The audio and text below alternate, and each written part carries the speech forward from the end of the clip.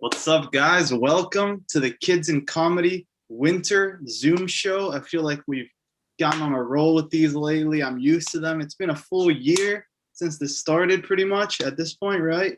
You know, I'm starting to get used to it. I think it's all right now. As you guys probably already know, since your children are a part of this program, this is a program where kids and teens do stand-up comedy routines for you all to enjoy, written by themselves. These are some of the most talented young minds in the country, maybe the world. So it's going to be a lot of fun. I'm Luca. I was also part of the program when I was younger, and now I'm interning. I'm in college, so I'm interning for the program.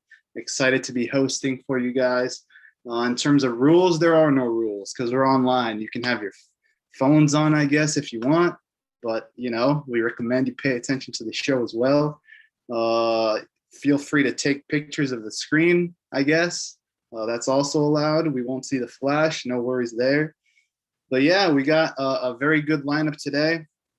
I'm feeling good too. My college just told us that we won't have a spring break because they don't want kids to be traveling and spreading the virus. So to make up for it, they're giving us a few more Fridays off throughout the school year. But none of us have class on Fridays because the school doesn't have class on Fridays. So thanks.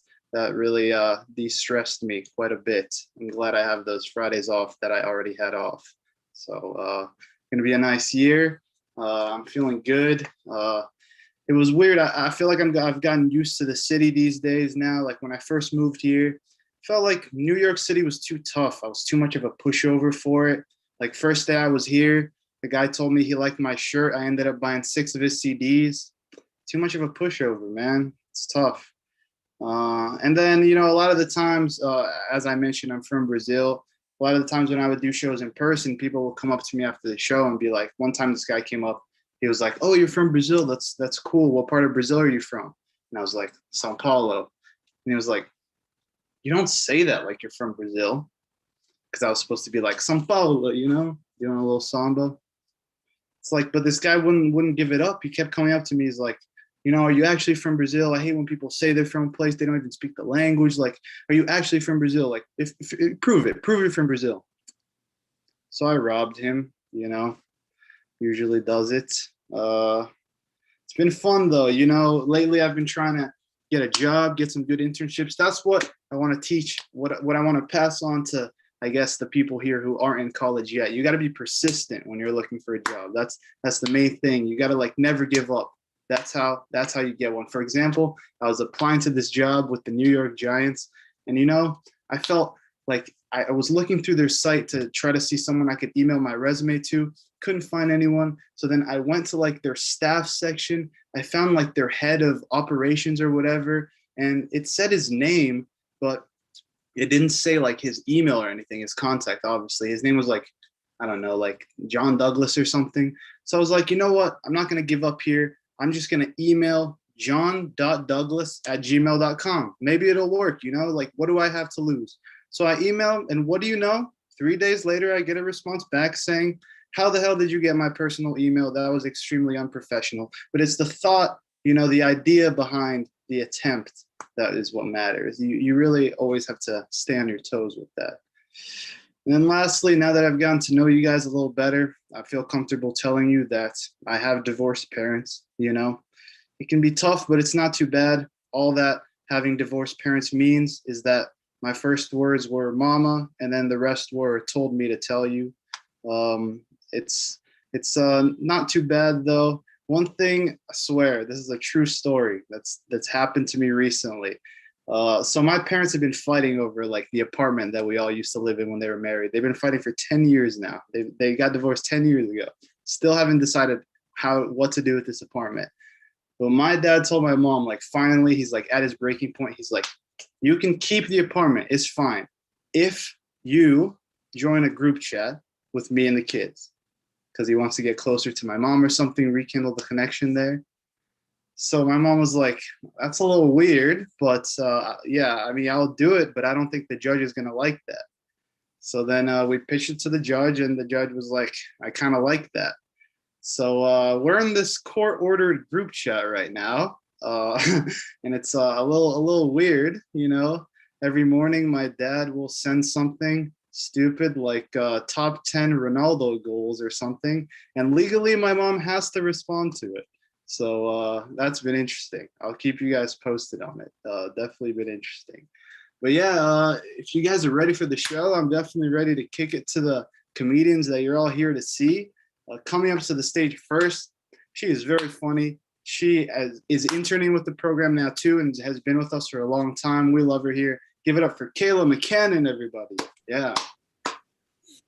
Hi, guys. Good afternoon. I just want to start this off by relating to you guys because I know that I don't like things, and I know that a lot of you don't like things. And I can elaborate. Like, there are several objects, people, and occurrences that I don't like. If I had to begin, I would start with people. Like, for one thing, I don't like how dumb we are. People are really dumb for not expecting the obvious. Like, I've been watching Game of Thrones lately, and whenever there's a jousting scene, which, if you don't know what jousting is, it's like WWE meets whack-a-mole meets ponies, right? The competitors like position themselves across from each other. They take off. The crowd is cheering. They're watching two armed men run at each other with sharpened poles. And then when someone gets stabbed, everyone in the crowd is like, "Oh no. Oh no? I'm sorry. Did you have a different outcome in mind? Did you set these two people in an arena to fight to the death and say to yourself, well, golly, I sure hope those guys are careful." Like, I don't understand that. They created the sport. What are you surprised about? Imagine me playing a game called Drop the Ceramic Vase Off of the Empire State Building and then getting upset when it breaks on the ground. You know, like I'm holding it over the edge and I'm thinking, no way gravity is going to carry this thing to the surface of the earth. There's got to be another way. It's like watching a football game and hoping that both teams win. Like the logic is just so ridiculously flawed. I don't know. Maybe this is just something that we as a civilization aren't prepared to change, which I can understand because another thing I don't like is change. And I'm not even talking about like big, meaningful life decisions because I have no problem taking a left turn on my university career trajectory. I literally switch my future major every single week. But when it comes to like getting up from the couch when I've been sitting for a while, I just really don't want to. Or like getting in the shower. I hate getting in the shower until I'm in the shower, and then I hate getting out of the shower. You know, like I hate getting ready to go for a run, but once I do, I'm like Forrest Gump. Like I'm gonna go all the way to Mexico or wherever he went. I don't know. I'm not 40. I don't remember the whole movie. I just know I'm going to be ticked off when I have to die after having been alive for so long. Like, I just hate my momentum being broken. You know, this is where I feel like Isaac Newton kind of had a point with the laws of physics. Like, he's the only not completely stupid person that I can think of right now. No offense, guys. I'm just convinced, though, that my brain obeys the laws of physics and not just the ones that tell it to stay like confined in my skull. But Newton's first law says that an object at rest stays at rest, and then an object in motion stays in motion unless it's acted upon by an outside force. And Newton understood this, and he told everybody about it a million years ago. But in the 21st century, my parents still don't get it, and they'll ask me to shovel the snow out of the driveway while I'm playing the new video game that just came out. This is why winter sucks, because it just creates more chores that literally defy the laws of physics. I am in motion. Why should I follow the rules of the house when my parents can't even follow the rules of physics? It's ridiculous. That would be like if my teacher set the classroom on fire as a form of expression and then yelled at me for expressing my dissatisfaction with my life being in danger. You either follow the rules or you don't. Like, this is either the French monarchy or it's Mad Max. There is no in between. In Newton's third law, every action has an equal and opposite reaction. When I have spent 8 hours in a day doing virtual school, best believe I'm going to spend 8 hours straight afterwards scrolling Reddit and playing Minecraft. Sure, I'll sweep the kitchen, and then I'm going to go watch Breaking Bad all night because that is an equal and opposite reaction.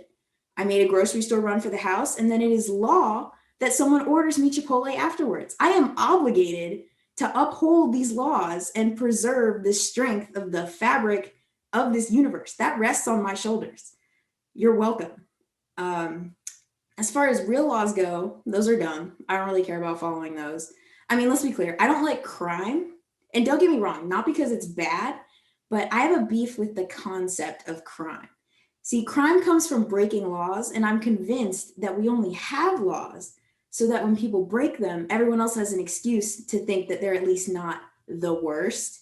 You know, crime serves only one purpose, and that is a social regulator. You despise Jessica in your physics class because she talks too loud? Well, you'll force yourself to hang out with her anyway because at least she's not a drug dealer, unlike the shifty people in your apartment that asked me to hang out every time. That guy Mark in HR, yeah, sure, he's kind of a jerk, but at least he's not a serial killer, which is what you will tell yourself while he's explaining why you can't handle doing CrossFit 5 times a week like he does. And, you know, it's not just a defense mechanism to cope with the fact that you're surrounded by idiots. It can be proactive. I have many a time attempted to justify my hours of video gaming with the killer phrase, at least I'm not out doing drugs, you know? I got a D on my report card. At least I'm not out robbing old ladies. I stayed out late after curfew. Well, at least I was hanging out with Melissa instead of pledging my eternal soul to the devil, which, to be fair, might not actually be a written crime, which kind of makes skateboarding on the sidewalk seem a little bit ridiculous, but whatever. That's not even one of the worst laws out there. In California, animals are not allowed to mate within 1,500 feet of a tavern, school, or a place of worship. Are you telling me that we're making laws for animals? Because I have news for you. Animals can't read. Like, that has to be an ego boost. They can't read the laws. There's probably people that look at geese crossing the street and they're like, hey, buddy, the crosswalk is right there. You know, the squirrel runs past them in the parking lot and they're like, I have the right of way. It's absolutely ridiculous. Anyway, guys, make sure you watch The Big Bang Theory after the show to offset all this quality comedy. And thank you so much. You've been a great audience, I assume. Thank you, Kayla. That was awesome. And then our next comic coming up to the stage is also very funny. You guys are going to love him. Give it up for Sebastian Carlson. Yeah. Hi, everyone. It's me, Sebastian Carlson. And just, can Upper West Side moms please stop getting dogs during quarantine? I mean, listen, I get it. Quarantine can be lonely, and it makes sense to give yourself some good company, and a dog is just a great way to do that. But like, guys, you do know quarantine will end, right? You're gonna need to put these dogs somewhere. And I feel like what runs through people's heads, cause people just don't acknowledge that. And I feel like what runs through people's heads as they get their second dose of the vaccine is just like, oh, it'll all be okay because this is our dogs are just gonna be like, woof, woof. Sorry.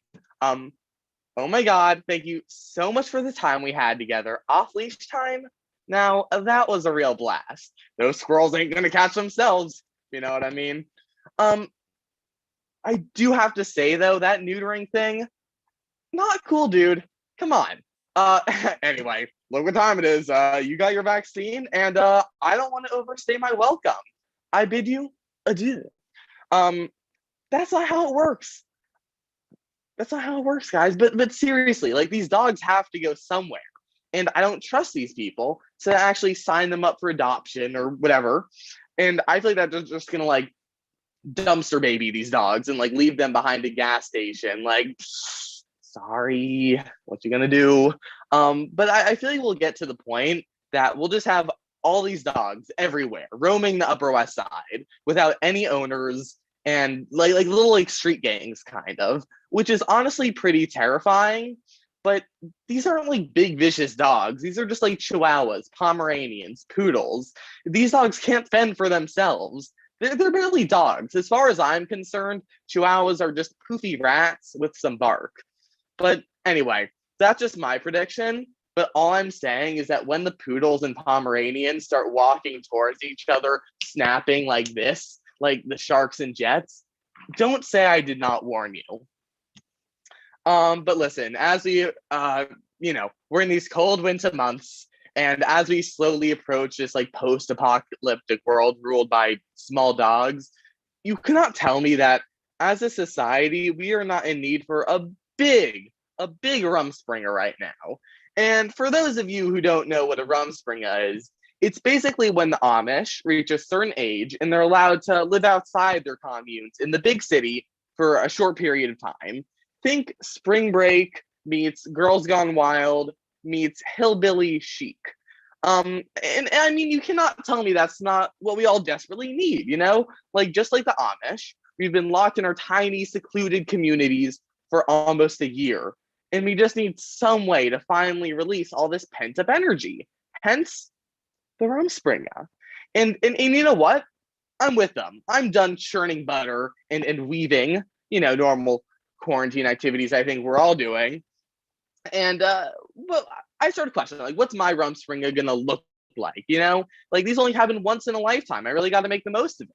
So I looked up what most Amish do during their Rumspringa, and according to Google, the answer seems to be bowling and hard drugs. Guys, I'm not a big bowling guy. I just cannot do that. And I thought being Amish was supposed to be fun. I thought it was supposed to be fun. And guess what? What's up for me? It's not. Who would have thunk it? But I mean, you know what? Of course, I can't be Amish. I'm a teen. I'm addicted to technology. And just speaking of technology, have any of you ever noticed that people, like these people that kind of look like hostages on Zoom, and they're just like a little too far away from the camera. They're kind of facing a weird angle, and because they're so far away, you can like kind of see most of their body, and they look like they're reading off a teleprompter because they're so nervous. Well, unless I should call Jacob's parents and make sure that he's with them and not in somebody's basement, this is a weird thing, and I hate it. First of all, let's talk about the angling. What are you trying to go for there? I feel like what runs through their head is like, well, as they say in the modeling community, facing straight, I effing hate. Turn to the left, no more fatty heft. It's a classic modeling technique. Some of you might have not heard of it. But you know, the next one I'd like to draw your attention to is the distance. We live in a world in which you can only see someone's face on Zoom, or you can only see someone's body in real life because you're wearing a mask. And personally, I really get how annoying that can be. You know, personally, I'm someone whose hips say Shakira, but whose lips say water, water. You know, and I feel like unless you get to see both, you're not really getting the full picture. But what these people have to understand is that no one cares. This is not a modeling agency. It's fifth period Spanish class. Focus on how to correctly conjugate a star, and then maybe, just maybe, you can think about showing the goods on Zoom. And it's just so much more disconcerting whenever people wear AirPods because they can literally go as far away from their computer as they want. And you can hear them just the same. Like there's no difference. And just no one should ever be this far away while speaking to you because it can just be. This is my skateboard. It's awkward. Stop.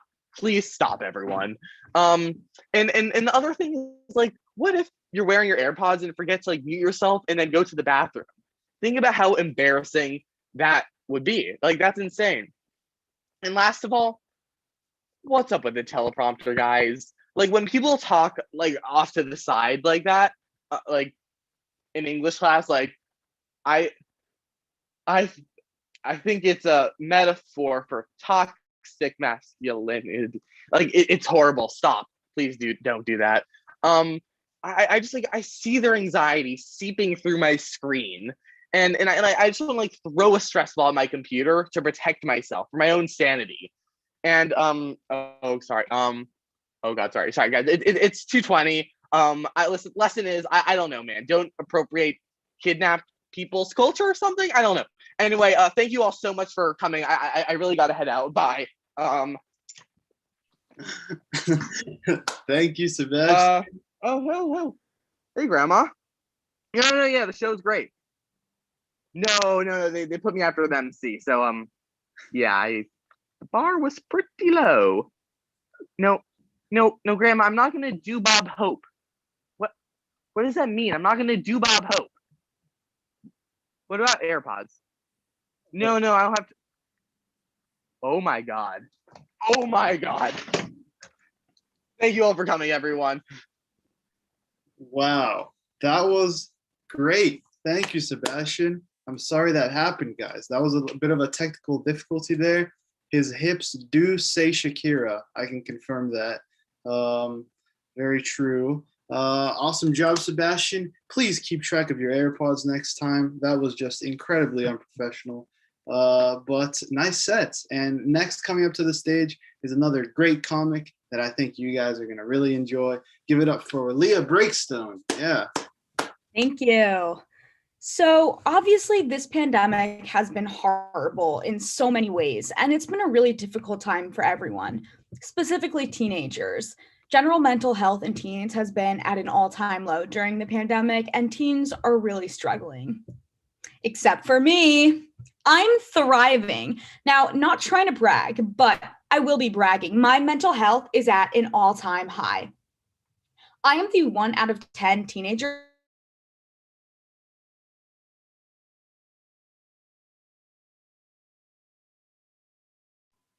Are you guys still on? because of me. And oh, sorry, my internet has cut out. You're back. You're back. I'm back. Yeah. We just missed Okay. the last thing you said, maybe like the last 5 seconds. Okay. All of the data that you've seen about teens and quarantine and mental health, it's skewed. I skewed it. The way that all of you people are feeling right now, that's how I feel when we don't have a pandemic. There's just no social pressure. It's honestly a dream come true that I don't have to interact with anyone anymore. For example, I don't need to worry about, people not saving me a seat at lunch. There are plenty of chairs for me to choose from in my house. And another plus side of this is that I don't have to blame my lack of social life on the fact that I'm not invited anywhere. Now, people might ask me, "Oh, Leah, are you going to that party this weekend?" And my response will now be no, because I'm a selfless and responsible young adult. And also, I wasn't invited. And even if I was, I wouldn't go because parties frighten me. Now, it hasn't all been positive, I will say, so I can empathize with you people a little bit, I guess. I've definitely had to make some adapt. I've definitely had to adapt a little bit also. I mean, for example, the Starbucks within walking distance to my house recently closed, and that's been really hard for me to cope with. I'm still, still having a really difficult time with that. Plus, I just finished applying to colleges, and that's definitely not something that I would recommend you do for fun. When you apply to colleges, they ask you to list some of your accomplishments that make you seem worthy of paying them $70,000 a year to attend their university. But the issue with this is that there really aren't any guidelines as to what makes an accomplishment impressive. For example, I could put what my parents take pride in that I've done, or I could use a list of things that I take pride in. And there's a big difference. For instance, my parents might list that I was inducted into the Honor Society at my school, but I think it makes more sense for me to put that I won the most likely to be friends with your Jewish grandmother paper plate award. And my parents would probably say it's impressive that I was the captain of the softball team. But I think it's impressive that a few years ago at sleepaway camp, I won the all-around camper award because I didn't complain when they accidentally put me in tennis with only 5th grade boys. And they might, decide to put down that I read above grade level in elementary school. But what about the fact that in middle school, I ran a very successful Instagram account where I would review my extensive lip balm and hand sanitizer collection. Sure, I passed biology, but I think it's a lot more impressive to put that I had my first colonoscopy before my dad had his.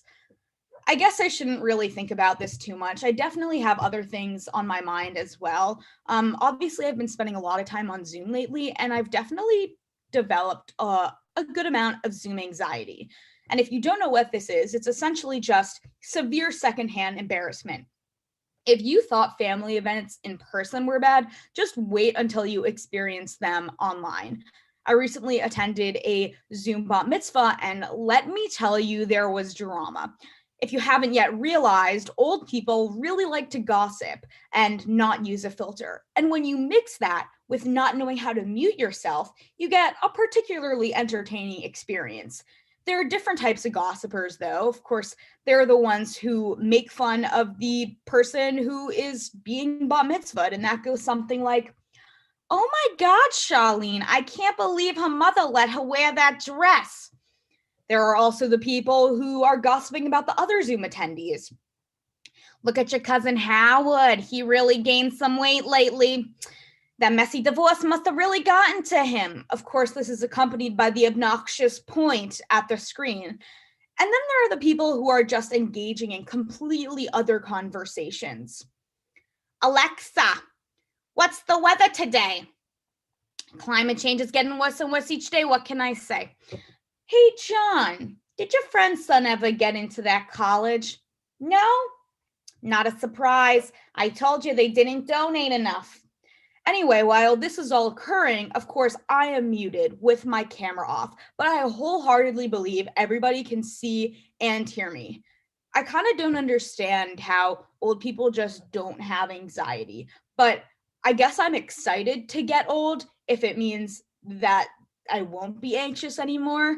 I don't know. I'll see you all when I'm 70 and finally have enough emotional stability to keep my camera on. Thank you. Awesome.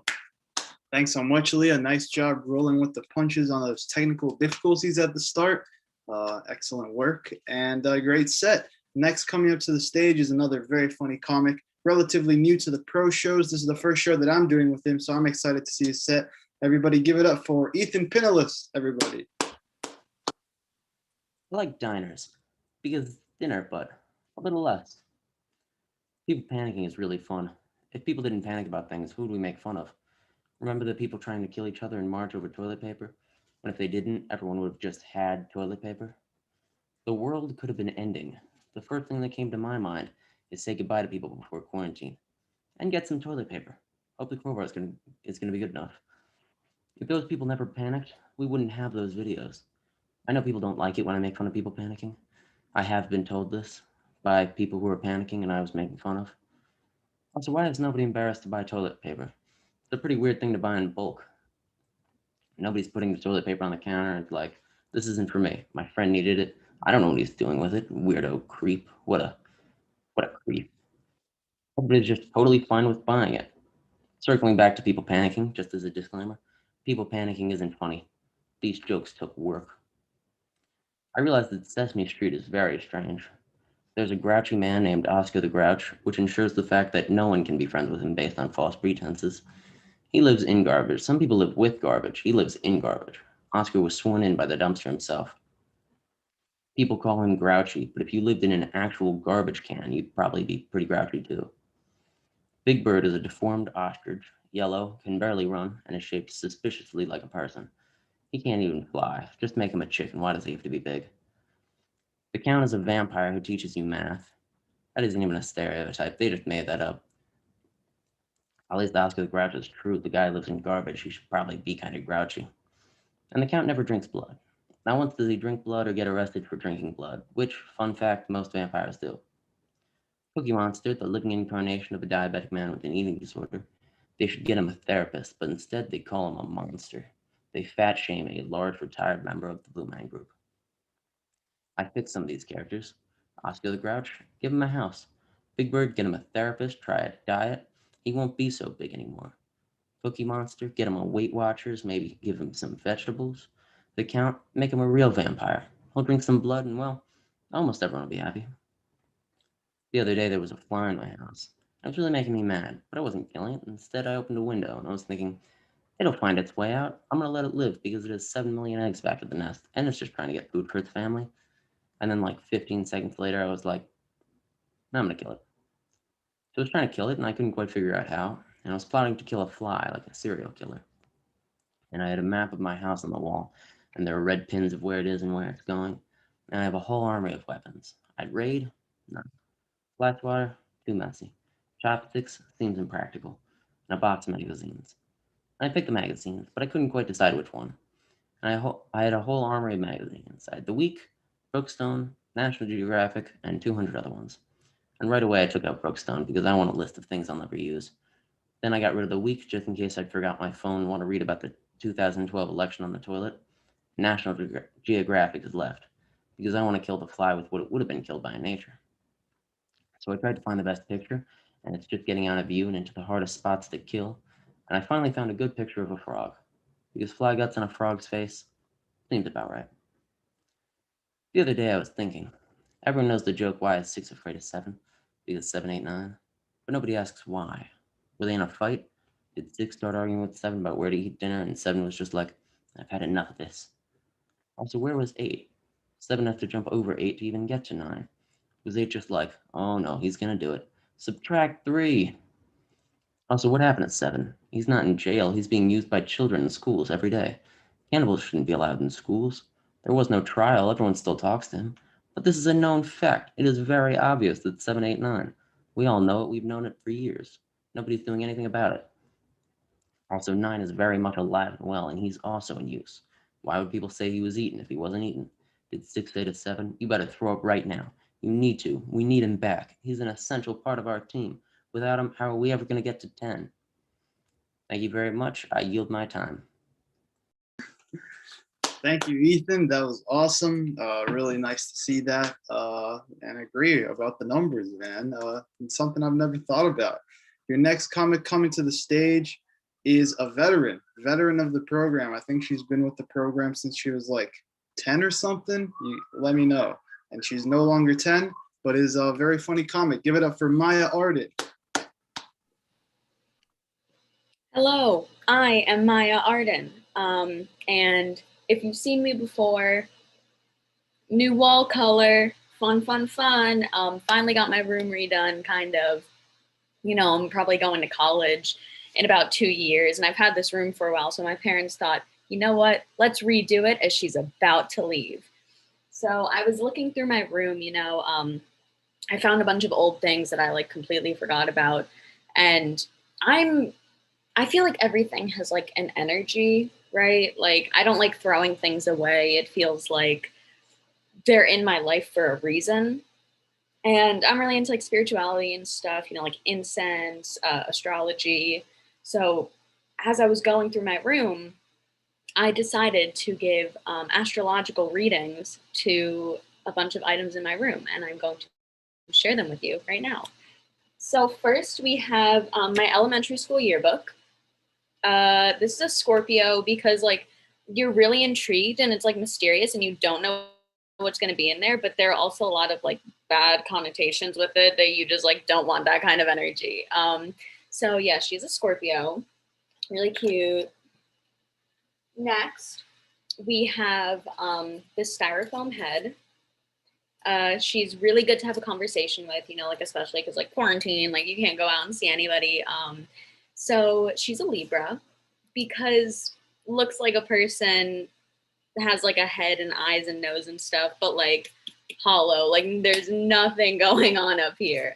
So she's a Libra. Now, next we have this cardboard cutout head of Ringo Starr. You can see that. And I feel like he's a Taurus because it's like Tauruses, they want to like seem like they're all put together, but they're really just a head that used to be a cardboard cutout. And I know you're probably wondering, is Ringo Starr a Taurus? No, he isn't. But I feel like he should be because I said so. Now, finally, we have this cute little kid's camera. It's a little bunny camera. The quality is terrible. Battery life, awful. Not useful at all, but it's cute. So I think she's a Gemini because, you know, like it's fun to have around. It's fun to like bring to a party, like take, cute pictures. But it's not, like you don't need it, right? I'm a Gemini, so, you know, click. Now, I've been doing like a lot of self-discovery recently. I've been super into, like I said, spirituality, and I've also been getting into some social media influencers, like Instagram influencers who are very like girl boss. Now, for those of you who don't know, girl boss is like a boss, but a girl. It's a woman who does powerful things, and she is a hashtag girl boss. So, you know, these women, they go throughout their lives being like, you are independent, you are self-sufficient, you like to drink laxative teas and use my code for 10% off. You are a girl boss. So, you know, it really spoke to me. So I'm very dependent. I always have been. It's one of my biggest flaws, I would say. I'm very dependent. So I was like, I want to be a girl boss, right? Who doesn't want to be a girl boss? I know I do. So I was like, what can I do? What's the most girl boss thing I could do that would really just assert my dominance over everybody else in the world? And so I broke up with my boyfriend of 1 year. It was my longest relationship. We were really happy. Nothing was wrong, but girl boss. You know, I've never broken up with somebody. I've always been broken up with. So I thought there must be something so good about it if everyone keeps doing it. So I tried it out. And I know what you're wondering. Are you a girl boss? No, it actually really hurt. And I'm pretty sad about it. And I miss him a lot. But, you know, independent. So I gained a heartbreak. I lost a boyfriend, but also coming in the mail is a paperweight that says hashtag girl boss. So gained a heartbreak, but also gained a paperweight. Thank you, Amaya. You've been wonderful. Awesome. Nice, Maya. Keep us posted on that paperweight. Sounds very exciting. But yeah, awesome job. Coming up to the stage next, this is a comic who is also relatively new to the program, but very funny. He does shows at the Manhattan Comedy School as well. Just definitely been getting up as much as he can. Everybody give it up for Harry Lebo. Yeah. Thank you. Thank you for not saying anything negative, Luca. Um, I don't understand my dad's mentality when it comes to food. Like, he'll buy it and instead of eating it, he'll just wait. And I don't even mean like in a COVID way. Like, he'll wait so long that the COVID will go away, but more viruses will appear on it. And personally, you know, I like my food fresh, but not him. He likes that expired taste. His favorite condiment is mold. You know how they throw out food at the grocery store if nobody buys it? That's when he likes it the most. He's like a raccoon with glasses. You know, someone needs to tell him not everything ages like fine wine. Some things age like you. But I never understood why he waits. A lion doesn't kill a gazelle and say, "Oh, I just got this one. Let me wait a few days." Deep down, I think he's just mad because I have better survival skills than him. It's a sad day when you realize your father wouldn't survive in the wild because 9 a.m. is a bad time to eat red meat. But he has some qualities that would help him survive in nature. For example, he's a very light sleeper. If you live anywhere on the East Coast and you've ever gotten up in the middle of the night, you've definitely woken up my dad. But he's not great at blending in though, like personality wise. Like it'll clash with other people's personalities. We went to get blood drawn from me, and I could tell the woman at the front desk was making him nervous because she was very loud. She was like, "Okay, if you're here for a drug test, remember to drink water before because we're not trying to make you pee." And for some reason, it was making him nervous. We weren't even there for a drug test. And so the son in me was like, "He's nervous. Let's get him out of here." But the comedian in me was like, "What if we asked for a drug test?" I'm trying to get into spicy foods, but you know, it's hard because I'm white and I can't really handle anything. It's kind of like being a blind person that wants to go bird watching. I had a weird experience with a girl a few months ago. I was Snapchatting her, and then her brother sent me a snap back from her account. And I had no idea you could just tag team out of relationships and stuff like this. Like, I wish I had known that because I would have done that a long time ago. You could just go out at any time you want. I would personally leave at any point where we're not with her family because I think that's the best part of having a girlfriend. You get a free family to hang out with. And, you know, if things go wrong and you break up, you can always just date their sibling so you don't have to find a new family. I mean, you can show up to the family reunion and be like, "Yo, what up, Uncle Jeremy? I switched positions, but I'm still on the team." All right, that's all for me. Thank you. Awesome, Harry. And I just remembered this is actually Harry's first pro show, right? Yeah, I think so. Yeah, I think you killed it. Awesome job. We're glad Thank to you. have you and looking forward to having you on the next ones. Nice job, Harry. And we got two more comics left. You guys hyped up in the chat. I haven't checked the chat today, but I hope you are. I'll check it later. So, start hyping people up now before I check. Well, coming up next to the stage is another very funny comic. He's been with us a long time. Give it up for Osher Cohen. Yeah. Hey everyone, I am Osher Cohen, and I'm about to do some stand-up comedy over Zoom. How crazy is that? But a couple of weeks ago, I went to my doctor's office for a checkup, and in the waiting room, they were playing the show General Hospital, which I thought it was strange that they were playing General Hospital because it's a soap opera and it's very dramatic. They're always saying things in the episode like, the only way she'll survive is with a quadruple bypass. Which is not exactly what you want to be hearing right before you have a doctor's appointment. But I was really surprised at the differences between the doctors on general and actual healthcare professionals. Like, I checked in with the receptionist, and she was not shamelessly flirting with any of the patients or the doctors. So I thought that was pretty strange. My doctor came in, his shirt was completely buttoned up. There was no little bit of chest sticking out from somewhere. And to my knowledge, none of the nurses were doing tequila shots in the middle of an operation. So there were a lot of differences. But what I think is interesting about General Hospital is that I feel like it has reached the point that all soap operas aspire to get to, where there is no longer really a storyline per se. It is just reaction shots. The entire episode will be made up of some configuration of scenes like this. I committed a crime. Murder.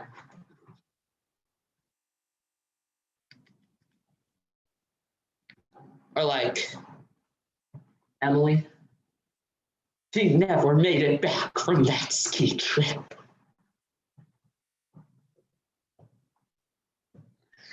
But some of the reactions start out 100% full throttle, but others start out more subtle and then slowly increase in dramaticity over the course of the scene. Like, one of the characters will say, "We thought it was just a cough, but it was really sudden death disorder."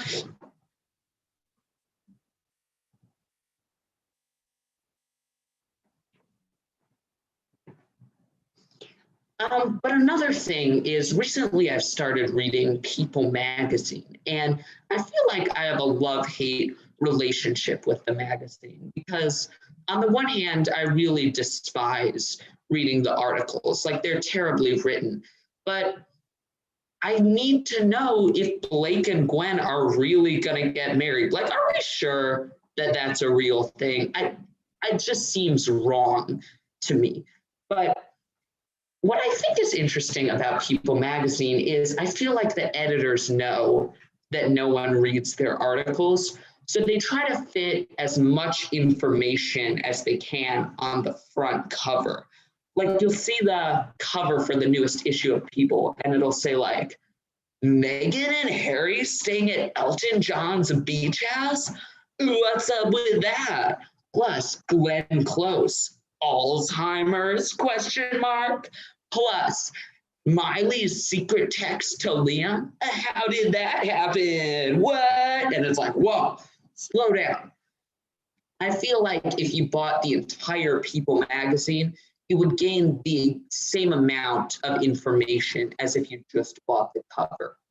And I know it's shallow to read it. I know it brings out the worst in society. I've gone into Walgreens and told myself that I don't need to read People magazine, but I'll always catch a glimpse, just a glimpse of the cover. And it'll say Brad Pitt found in a ditch on the side of the road. And I'll be I need to know. But something that I've missed most about my education before the pandemic was I was actually on my school's dance team. And I know that an 8th grade boy with a Jufro does not exactly exude Misty Copeland energy per se, but I was on the team. And something fun about our team was occasionally our coach, Miss Bree, would include us, the students, in the creation of choreography. And, we were all very creative kids. We tried to add our own little pizzazz to the dance combination. But the thing is, when you have 20 different people creating choreography together, the dance starts to look a little peculiar. To give you an idea, here's an excerpt from one of our pieces entitled Emergence.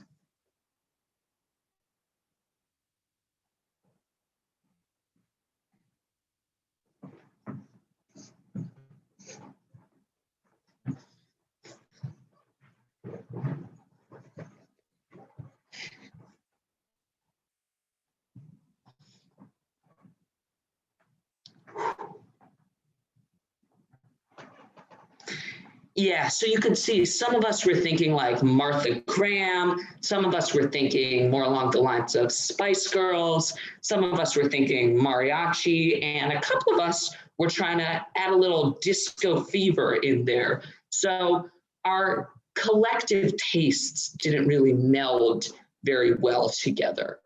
But we only performed Emergence once. But I'll never forget the look on the audience's face when we took our final bow. I'll try to recreate it here. Thank you so much. I've been Osher Cohen. You've been an audience. I hope you enjoyed this. Thank you. Woo! Yeah, thank you, Usher. That was awesome. Always enjoy your Zoom dancing. Great stuff. And having said that, we're down to our last comic of the day, and very excited to see her set. She's also a great comic. Give it up for Petra Popper Friedman, everybody. Hey guys. I am currently a senior in high school, and this is a high school that I switched into in 7th grade. Because in 6th grade, I went to a middle school that really didn't work for me. I didn't have a lot of friends. I was gay, but in the closet. I just wasn't having a good time. So when I switched in 7th grade, I had 2 goals for the year. And the first one was that I was going to get a girlfriend. And everyone was saying it. By everyone, I do mean my poetry journal. And then my second goal was that I was going to do this whole personality revamp where I was going to be this quirky, spontaneous person. I was going to be like Zooey Deschanel's character from New Girl, just 13 and much, much taller. So I went into the year with these goals, and instantly I started making friends, including this one gay girl that we kind of developed a bond. And I was like, oh my God, it's going to happen. So I wrote her a letter saying that I liked her and I wanted to ask her out. And I typed it up on Google Docs and shared it with one of my friends to proofread, in case you have ever wondered how technology has affected my generation. And then I printed it out, and I was in the hallway walking over to hand it to her, when kind of in the back of my brain, I suddenly remembered, oh, it's April Fool's Day. And it just hadn't really occurred to me. And I had a moment where I could have not handed the letter. But that's not quirky, right? Because writing someone a letter confessing your feelings is Zooey Deschanel, but writing someone a letter and giving it to them on April Fool's Day is Zooey Deschanel macrameing her own unicycle. It's like the holiness, quirkiness, holy grail. So I was like, no, I got to do it. So I handed her the letter and I said, text me when you get home and you've read it. So she got home and she read it and she texted me, is this an April Fool's prank? Because of course. And again, I had a chance where I could have been like, yes, a classic quirky prank from yours truly. And before I continue, you might at this point be asking yourself, why? Just why in the world would you make any of the series of choices you have just made? And listen, I've asked myself the same question in the years since. And in an attempt to answer that, when I was writing this bit, I tried to find this letter, and it has long since been deleted from my Google Drive. But what I did find was an entry in said poetry journal from 6th grade that I think will maybe highlight kind of where I was coming from. So this is from before I switched schools, and maybe just, articulates what was going through my mind a bit. It is a poem entitled Girlfriend Hunting, because I am a master of poetic subtlety. And it goes like this. How does he do it? And then there's a little asterisk telling me that he is a popular boy from my school, because if you're not writing your poem with a key like a treasure map, you're doing it wrong. So it says, how does he do it? How does he hop from one girlfriend to another? I mean, it does make a difference that he's male and popular and straight, but geez. I actually wrote, but geez. Do I really have no options till the possible camp girl? In the summer? 5 months away? I was really going for like a Judy Blume aesthetic and quite honestly nailed it. My sister got her first boyfriend in 6th grade. My friends have had theirs at even 4th grade. I can't even begin. I don't know anyone in the school who I could be with. Well, maybe Kelly, but I just want to be friends with her. I was dumb. Kelly was a total catch and I missed out. Anyway, the poem ends with me saying, I'm trapped in my lonely world. So God, hear my prayer. I want a girlfriend. And then the last thing is all in caps for poetic emphasis. And I share this literary masterwork just to say that 90% of the story is my bad, but I am going to blame like 10% on me being gay, in that before 7th grade, I had never had the chance to openly flirt with someone. So all of my straight peers had like 2 years of experience on me that I didn't have. And I say all of this just to kind of psych myself up and make the next part seem less bad. So she said, is this an April Fool's joke? And I said, no, it's for real. And it took her a little longer to text back the next thing. And she said, very sweetly, listen, you're a great person. You're a good friend. We do have a bond. I just think that bond is platonic. And I said, okay, what does platonic mean? Except I didn't, because I was being quirky. So I said, cool, I totally know what platonic means. Not flawless execution of a not joke, perhaps not at the time. So she had to explain what it meant. And I said, oh, okay. And then I quirkily stared at the floor for 2 hours. And what I learned from this experience was, number one, what the word platonic means. Never going to forget that now. And number two, just because your poetry journal tells you something about your future doesn't actually mean it's going to happen, even if the alliteration is on point. Anyway, that's my greatest shame. Happy to have shared it all with you. Comedy. Onto something perhaps a little less personally embarrassing. I recently have been kind of missing the subway, which is how you know that quarantine is definitely getting to me. And what I miss most is there were always like all these musical performances going on. And in particular, the one that I would experience on an almost daily basis was the like doofus with guitar category, where it's like a white guy in his 30s. His name is like Sean. He wears a Rasta cap because he wore it once to a party, ironically, but then a girl said it made him look wise. So now he wears it all the time. And he's like, listen, I'm in it for the music, not for the success, which is good because that's not particularly on the table for him. Anyway, what makes these guys so distinctive is that they're always like really into audience participation, and 6 Train at 2 p.m. is not. And it's very awkward for everyone involved, but I thought I would write a song thinking about what that must be like from his perspective. So if you will all indulge me. And I should tell you how this will go. I'll do spoken word and leave your mind like, whoa, cause rap is the soul of our nation, and I would know. I'm a white boy from the mean streets of Columbus, Ohio. The black lady near the door is nodding her head, hey, under a sign that says kidneys for rent. Wait, maybe she's listening to her headphones instead? On behalf of all black people, I will take that endorsement, okay. Come on, 6 Train. Sing it with me now, all together, let's go. Stomp, stomp your feet. Come on, this could go viral. Let's all sing around. Oh, stomp, stomp to the beat. Silence is also a powerful sound. But wait, I hear a stomping noise. Is it a grassroots movement of subway joys? Not quite, as I listen closer. It is clearly the lady shaving an onion in the corner. Hi. Why? Just why? It reminds me though, ladies, you don't have to shave your legs or perfect your eyeliner wing. I'm woke. You also don't have to shave your onions, but mostly because that's not a thing. The dulcet tones of my voice seem to amaze her. She's coming closer now. Oh God, no thank you, lady. I don't want your shallot razor or your bra full of Xiaolong Bao. No, I just had a big lunch, so I don't need the dumplings. Thank you, though.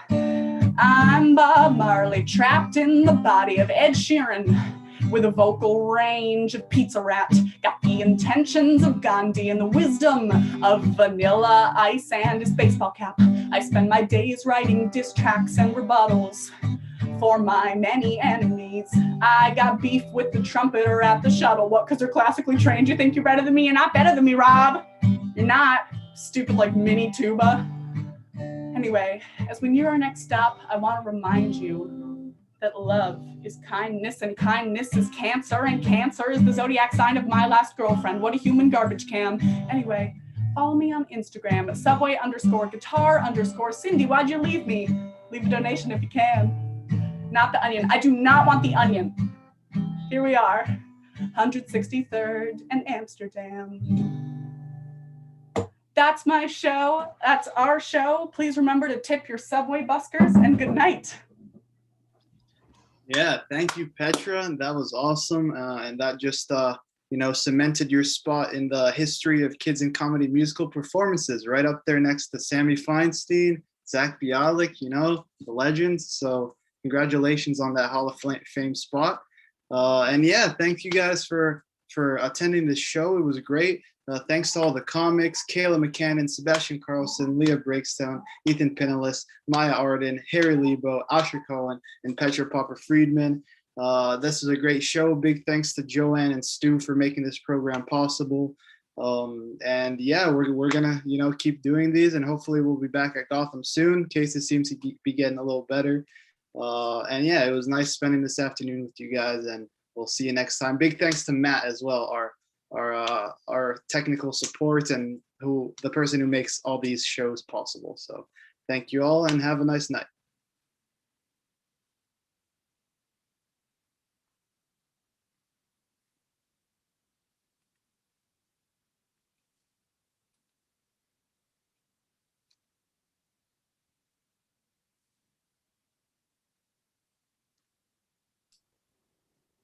Good job, guys.